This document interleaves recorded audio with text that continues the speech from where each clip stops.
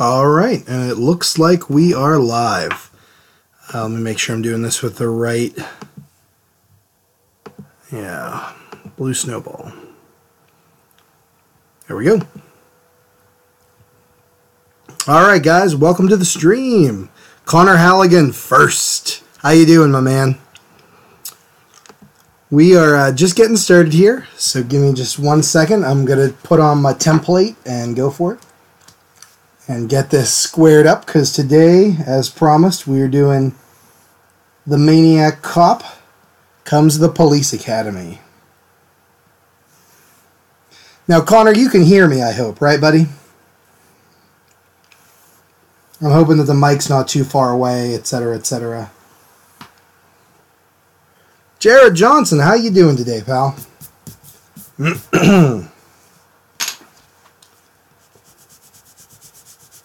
Erase some of these excess lines. Nice of you guys to be here. Like I said before, okay, you can hear me? Perfect. I'm glad. I never know, because I turn off the, I mute the audio on like YouTube and Twitch, so it's not coming through and messing things up. So I just want to make sure we are locked and loaded and ready to rock and roll. Jared, I'm glad you're doing good. I'm hanging in there. It's been a hell of a week. Pretty crappy weekend, to be honest with you, but, you know, such is life. If I sound a little off, that's because I am just getting over a massive cold, which has sucked a bunch. So if I sound a little hoarse or whatever, that's what's going on there. This is actually one of the first days I can actually talk legitimately for longer. Like Monday, I was basically unable to speak. Like the best I could muster up was like a hoarse, slight whisper, and it sucked. So I pretty much lost my voice for a couple of days. So I'm glad that by today it's kind of back in gear. You know what I mean? So. So if you guys hear me coughing up a lung, please pardon me. All right, let's get squared up here. But you know what? I'm happy to be here. I'm happy to be hanging out with you guys on a nice, beautiful Thursday, and just doing our thing, doing some wacky drawings, and you know, all that kind of stuff. So I can't complain. You know, I'm pumped and ready to rock and roll. I just need to find my tape real quick. Give me 1 second. And where did you go, tape?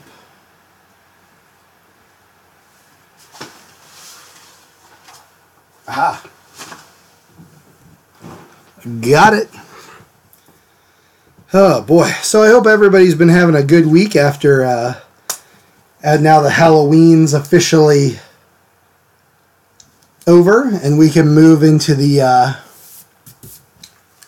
Thanksgiving and Christmas season and all that holiday fun and shenanigans. I'm looking forward to it. Hey, Mike, how you doing today? Glad you could make it in, man. All right, so we got ourselves taped down. Let me see real quick if I can give us a brief zoom in. And just a tiny bit more. Oh, nope, that's no good. I bet. Maniac Cop. I actually rewatched the which one was it? Maniac Cop 2. I couldn't get the first one, but just to reorient myself with the franchise. So awesome stuff. Okie dokie. So guys, yep, as promised, and as the stream title says, Maniac Cop is heading to the Police Academy. This is going to be kind of fun. So what do you guys think? I am thinking we do the Maniac Cop from Maniac Cop Part 2. Now in part 1, he's he's a little bit messed up in the face. In part 2, he's full on like ugly, like rotted kind of zombie face, like with the makeup. I think it's more pronounced. It'll be easier for someone to be like, boom, that's the Maniac Cop. But it's up to you guys. Let me know what you think. And then we have to decide which Police Academy characters are going to be in here. You know? I agree with you on that, Mike. I agree with you on that. So I think we're going to do... I don't know. We got to get some of the great Police Academy characters in there. Like Hightower's got to be in there.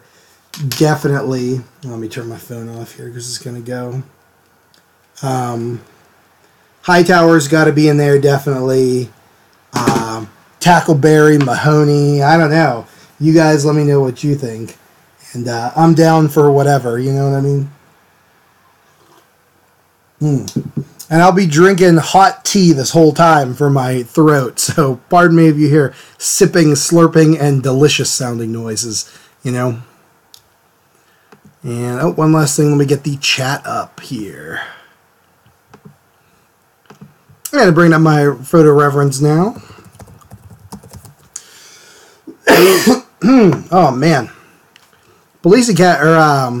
Maniac Cop is so good with Bruce Campbell is in the first 2, which is amazing. And that first one with Tom Atkins in it, I love Tom Atkins in like everything. He's amazing. Okay, so let me bring up, like I said, the photo reference here.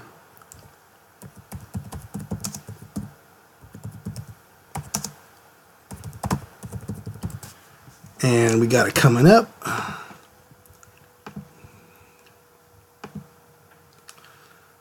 Awesome. Hightower. We're going to do Hightower.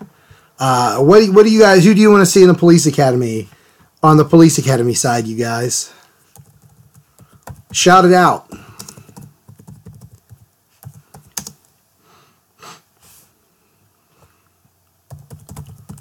And let's see who we got here. I'll give you some options too.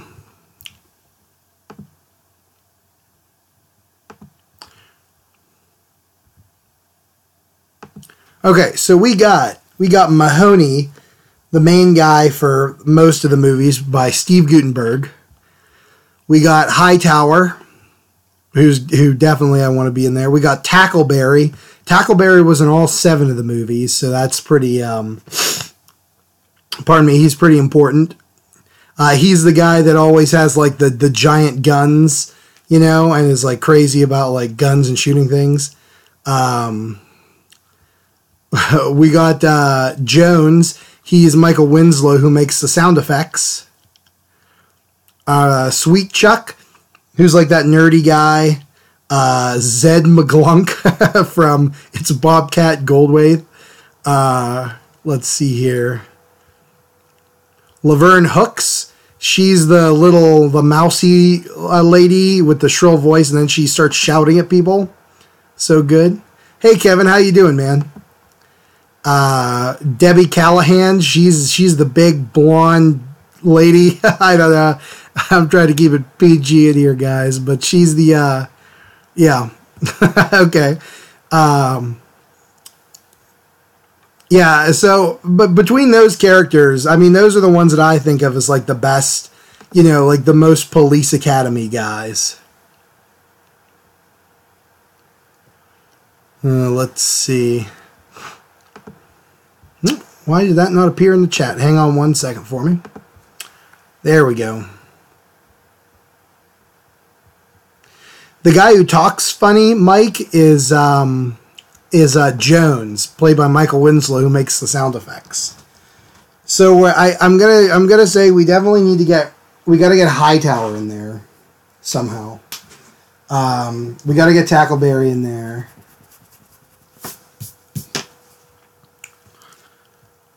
I kind of want to put Bobcat Goldthwait in there, but I don't know. So yeah, you guys let me know who you want to see, and that's good. The Commandant. Okay, yeah, we can do that.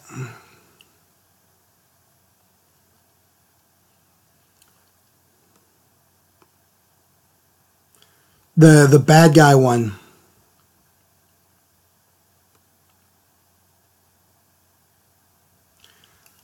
That would be Harris, it looks like, Kevin. I think, right? Yeah, I think so. I think that's Commandant Harris or whatever. Bobcat. Okay, cool. All right, so what we're going to do here is, let me get a piece of paper.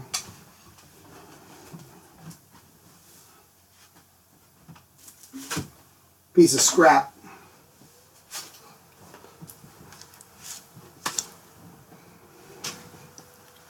The old guy with the goldfish. Oh yeah, he's like the guy yeah, he's like the head of the whole thing. At least in the first couple, right? So you got Hightower, you got Tackleberry with the guns. Bobcat is Zed. So we're going to do that. And then, I don't know, what should the Maniac Cop be doing? Should he be, like, blowing these dudes away? Or, like, maybe he's killing one person? He could be killing the Commandant. It's up to you guys. And then we'll put these crazy Police Academy goofballs, like, off to the sides and stuff. Or are they working on the same team, you know? Jones and Mahoney.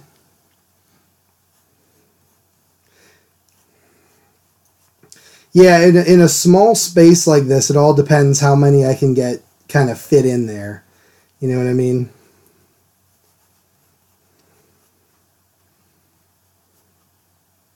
So I kind of want this down here to be Tackleberry. I think it'll make good. The Blue Oyster Bar. This drawing is getting very, very intense very quickly. There's like 14 characters and the background of a leather bar.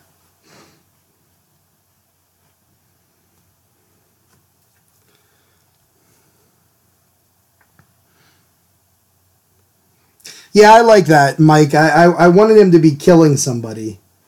I thought would be pretty cool.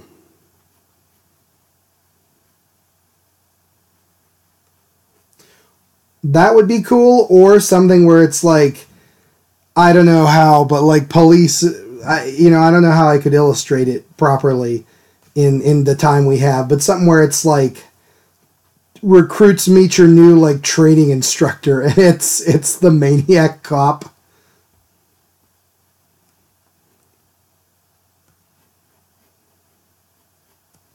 Something like that would be a lot of fun. Yeah, we got to get Tackleberry down here with like some huge handgun. Would be good. Like let's do a revolver, and maybe there's like a laser, under, it's like mounted underneath. It's like a laser sight. That sounds something like what Tackleberry would have. Oh God, pushing his megaphone down his throat.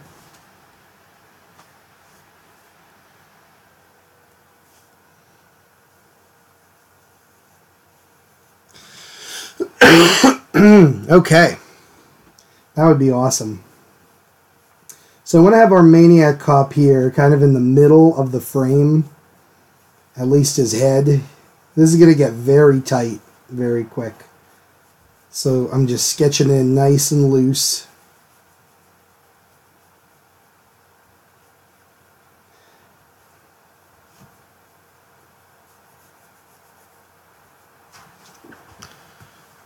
Okay, so like that, and then, yeah, he's definitely going to be, like, killing somebody here in the middle. The megaphone, Kevin, I like the idea. I think it's going to be hard to do in the limited space we have and getting in all the characters. Oh, did he really? That's too bad. That's really sad. Those would be great guest stars at a local convention. I gotta say, like like if they could get, I don't know who's alive, but like Bubba Smith, who played Hightower, or any like the Police Academy alums would be great.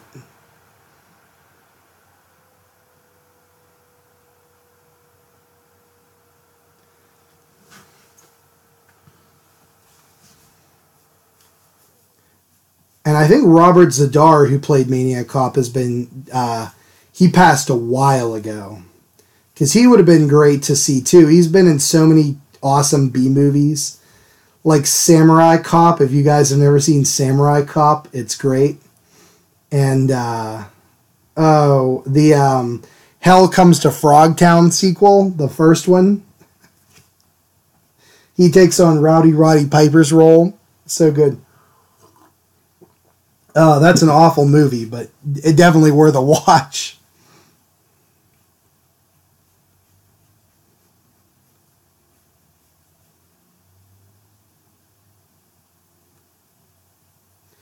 I want to give him kind of looking down here, giving a scowl. And this is just loosey-goosey, like I said, adding it in.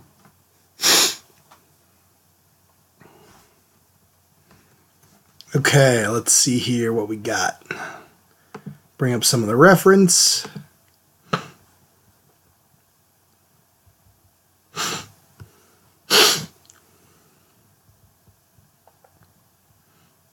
Really? Jared, that's interesting.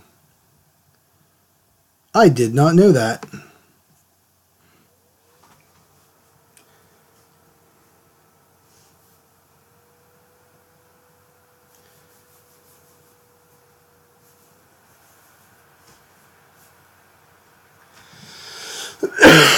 That is pretty neat.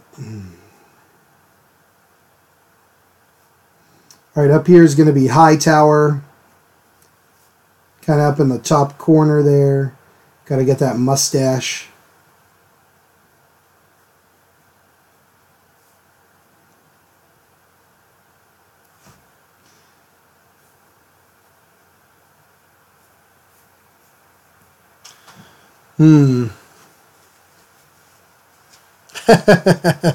Hey, that's a good, Kevin. That is a good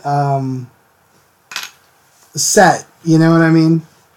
Like that's Police Academy movies, so good. To get them all in one place. I only own the first one on DVD, but I'd love to get the entire saga, as it were, of Police Academy, and the cartoon show and the television show, the TV show. Would be great to have them all on like one epic Blu-ray. Just like loaded with special features would be so amazing.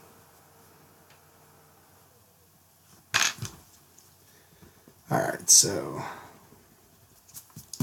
loosey-goosey Hightower there.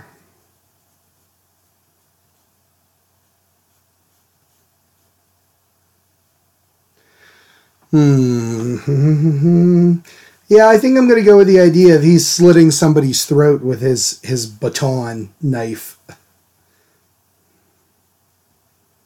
I think that's going to just fit in here better.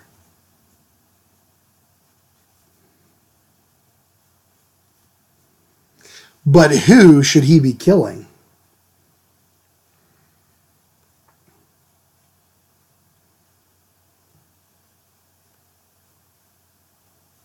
That, my friends, is the question.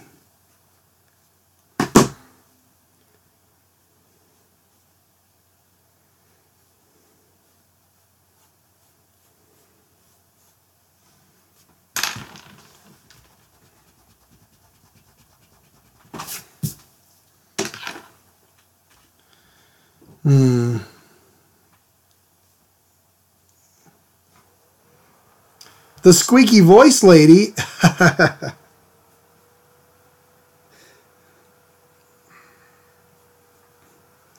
What was her name again? I just found it too.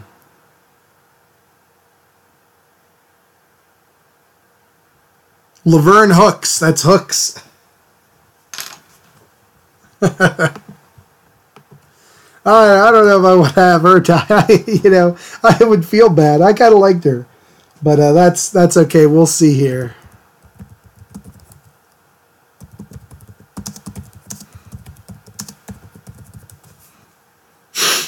I want to see got a picture of his knife baton here.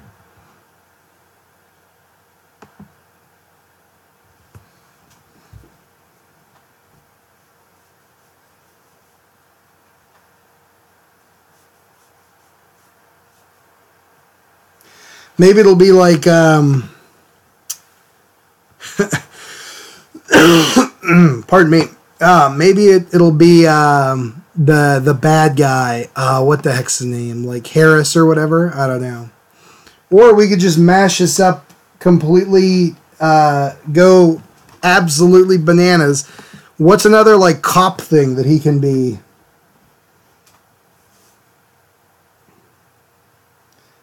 He could be involved with, you know?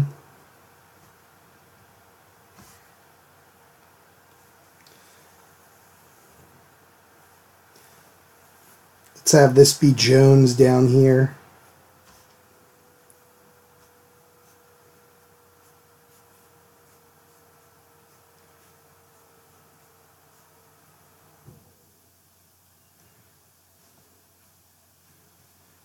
It's hard to illustrate somebody making mouth sound effects.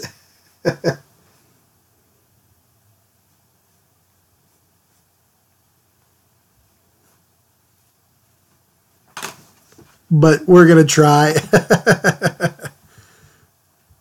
So guys, if the Maniac Cop bursts in and starts killing somebody by slitting their throat, what sound effect would Jones make?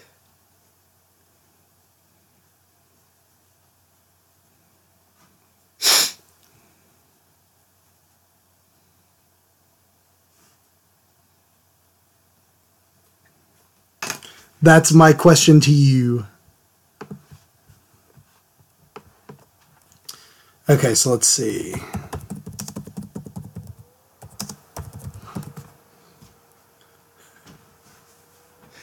Oh, God. Okay.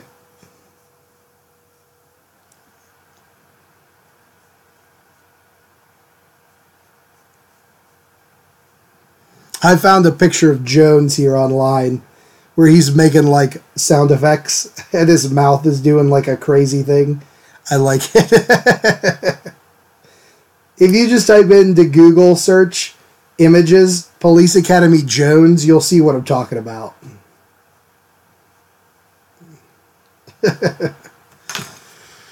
Oh man. Yep, that's probably it. Man, pardon me, guys. This cold has been kicking my ass. I hate it.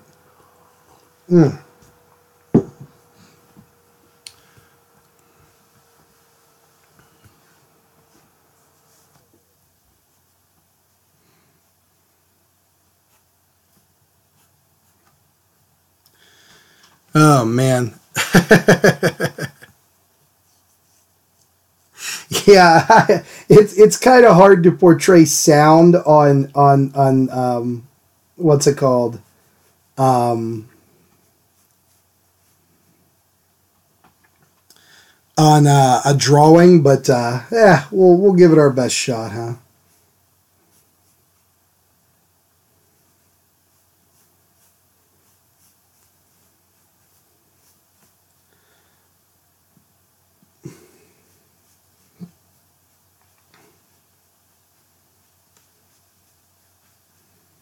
I don't know if he should have his aviators on, like in the reference photo or not. I kind of like the look, you know, but it's up to you guys.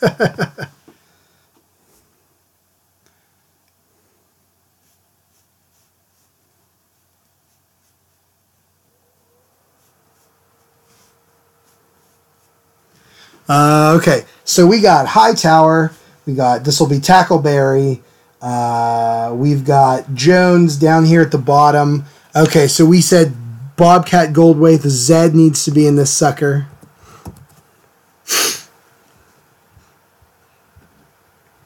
He's also got to be making some kind of crazy mouth face.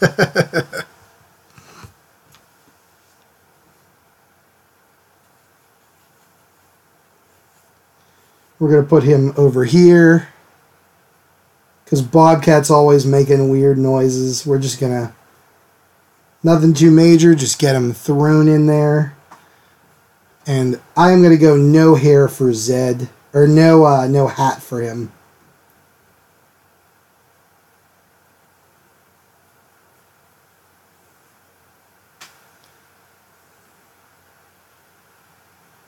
Just that crazy haircut. That like half balding.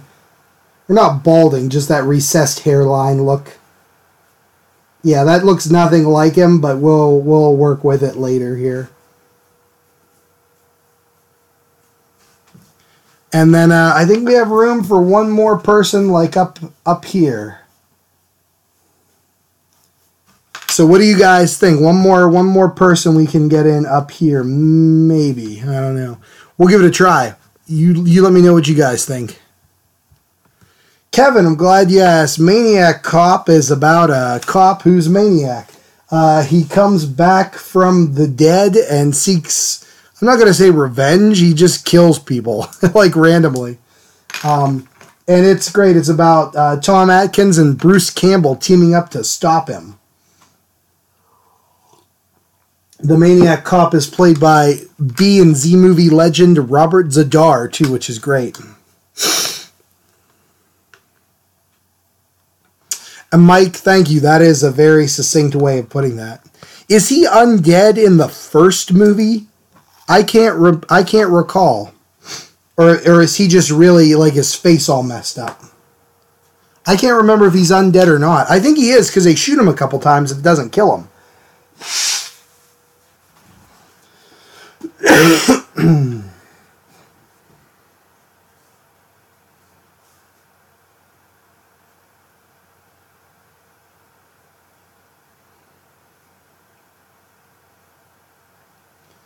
But yeah, Kevin, it's a good one. It's definitely worth... There's 3 of them. And I'd say the first 2 especially are absolutely essential. But the third one I remember being okay. Like, not great. Just, it wasn't bad or anything.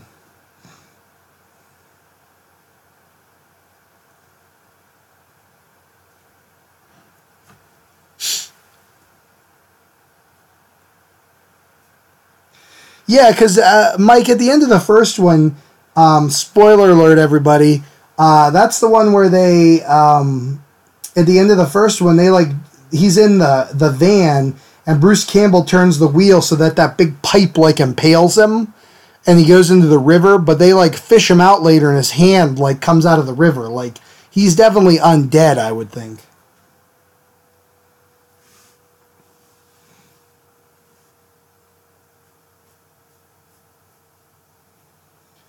All right.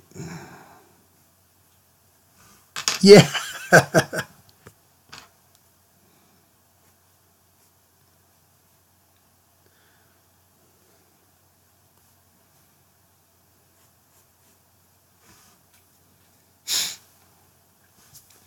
Oh, Maniac Cop. And that's a Larry Cohen movie. Larry Cohen is king of the B movies.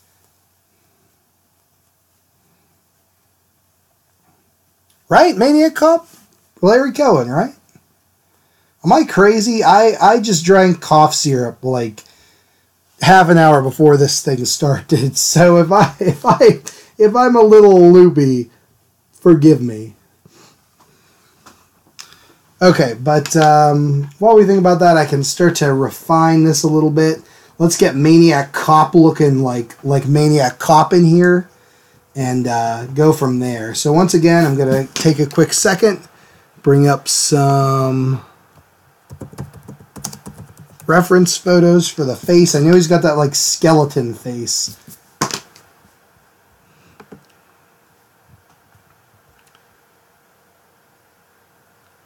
Oh yeah, there we go. That's the ticket.